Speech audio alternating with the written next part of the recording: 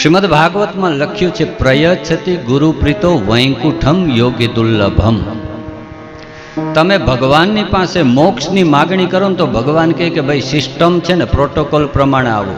પણ ગુરુ, કોઈ સમર્થ સંત એ તમારી ઉપર રાજી થઈ જાય અને આપણા મસ્તક ઉપર એનો હાથ પડી જાય ને તો ત્યારે ને ત્યારે આપણો બેડો પાર થઈ જાય, એમ શ્રીમદ ભાગવતમાં લખેલું છે. એટલે તુલસીદાસજીના મતે ભગવાન કરતાં પણ ભગવાનના ભક્તોનો બહુ મહિમા છે. ભક્તનો અપરાધ થાય એ ભગવાનના અપરાધ કરતાં મોટો છે. ભૃગુ ઋષિએ ભગવાનની કસોટી કરવા માટે છાતી ઉપર લાત મારી, ભગવાનને લાત મારી તો ભગવાને હસતા હસતા સહન કર્યું.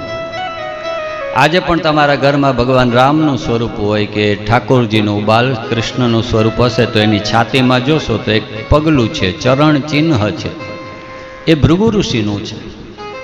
ભગવાનની કસોટી કરવા માટે છાતીમાં લાત મારી હતી ભૃગુ ઋષિએ, પણ ભગવાને હસતા હસતા એને માફ કરી દીધા.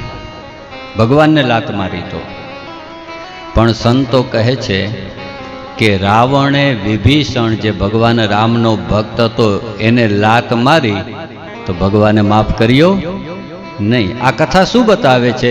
ભગવાન કહે છે કે મારો અપરાધ કરશો તો હું તમને માફ કરીશ, પણ મારા ભક્તનો જો અપરાધ કરશો તો હું તમને માફ નહીં કરું.